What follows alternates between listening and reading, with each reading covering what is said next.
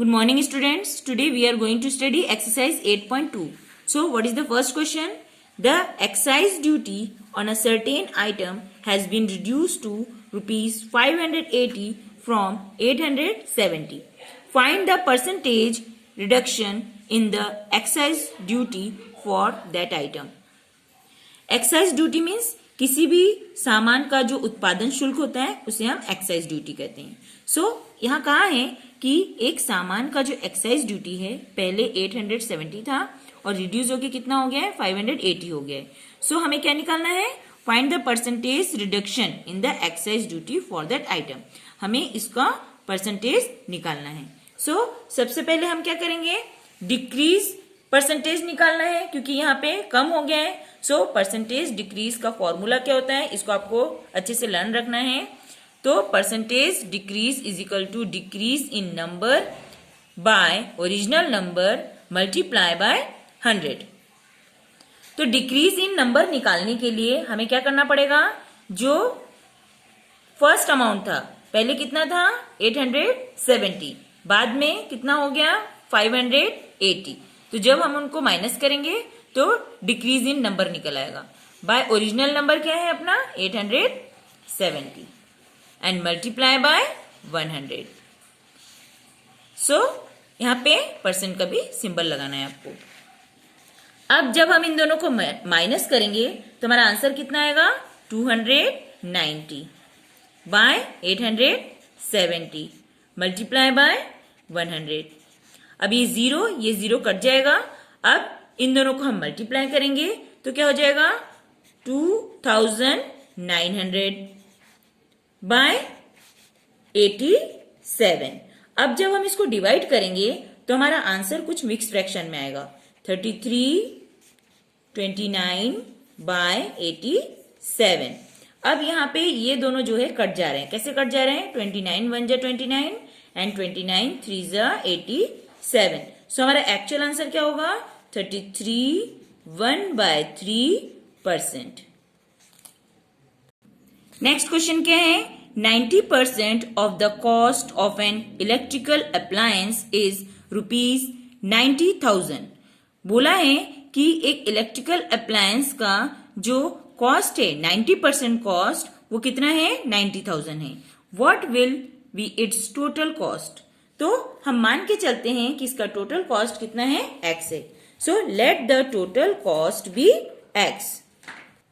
90% of x is equal to क्या हो जाएगा 90,000. तो 90% मीन्स क्या होता है 90 by 100 multiply x is equal to 90,000.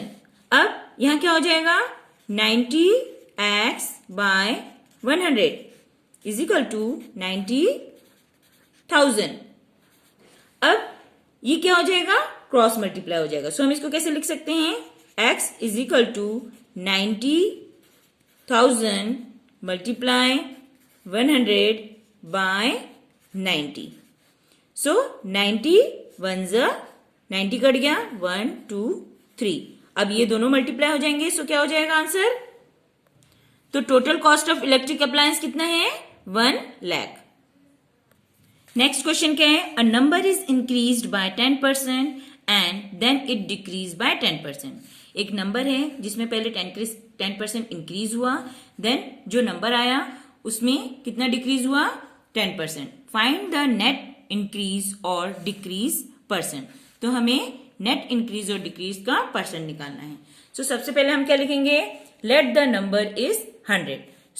Increase of 10% करेंगे तो 100 में जब 10% इंक्रीज करते हैं तो हम क्या लिख सकते हैं 100 प्लस 10. तो क्या हो जाएगा 110. देन हम लिखेंगे डिक्रीज ऑफ 10% ऑन 110. अब 110 में 10% क्या हो जाएगा डिक्रीज हो जाएगा. हम क्या लिख सकते हैं 10% मीन्स 10 बाय 100 मल्टीप्लाई 110 110. ये कट रहे हैं तो ये जीरो कट जा रहा है. ये 1 ये 0 कट जा रहा है. क्या बचा 11 1 जा 11.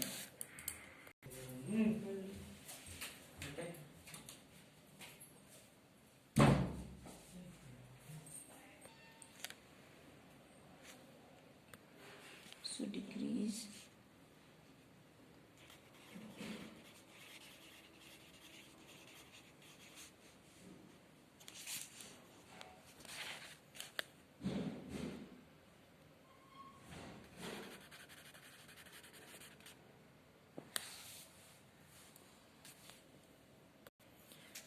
अमाउंट कितना हुआ 100 माइनस 99 इज इक्वल टू 1.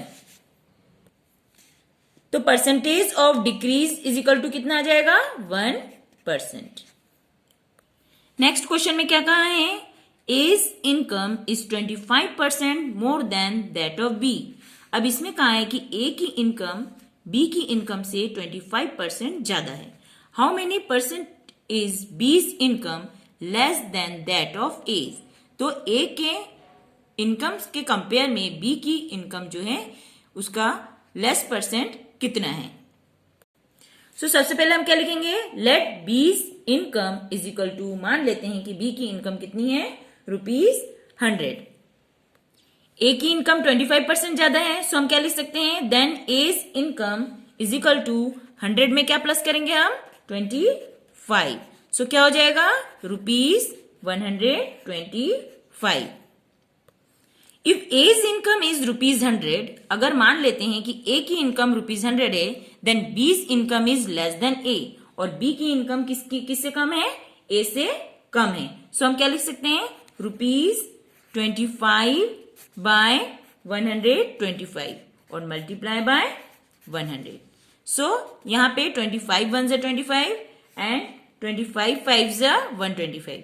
सो क्या है आंसर 1/5 मल्टीप्लाई 100. अब ये कट रहे हैं 5 20 = 100 एंड 21 = 20. तो आंसर क्या है ₹20. Therefore, B's income is less than A's income is equal to 20%. Next question क्या है find the percentage of pure gold in 22 karat gold if 24 karat gold is 100% pure gold. कहा है कि अगर 24 कैरेट के गोल्ड का जो प्योर गोल्ड का परसेंट है वो 100% है. सो 22 कैरेट के गोल्ड का जो प्योर परसेंट है वो हमें निकालना है. सो हम क्या लिख सकते हैं 24 carat gold has 100% pure gold. So 24 carat is equal to 100% and 1 carat is equal to क्या हो जाएगा 100/24. देन हम क्या लिखेंगे 22 carat is equal to 100/24 multiply by 22. अब हम इन दोनों को मल्टीप्लाई करके जब 24 से डिवाइड करेंगे तो हमारा आंसर आएगा 91.6%. नेक्स्ट क्वेश्चन में क्या दिया हुआ है अ बास्केट कंटेन 350 एग्स. एक बास्केट में 350 एग्स हैं. If 10% of eggs are rotten, अगर उसमें से 10% एग्स जो है सड़ जाते हैं, find the number of eggs good enough to be sold. तो कितने अंडे जो है वो सही रहेंगे जिन्हें कि हम बेच सकते हैं. सो क्या लिखेंगे हम total number of eggs is equal to 350. So percent of rotten eggs is equal to कितना दिया हुआ है 10%. सो 10% ऑफ 350 निकालना है पहले. सो 10% ऑफ 350 कितना हो जाएगा हम क्या लिख सकते हैं 10/100 मल्टीप्लाई बाय 350. ये जीरो कट जाएगा, ये जीरो कट जाएगा. तो क्या रह जाएगा 35 1 = 35.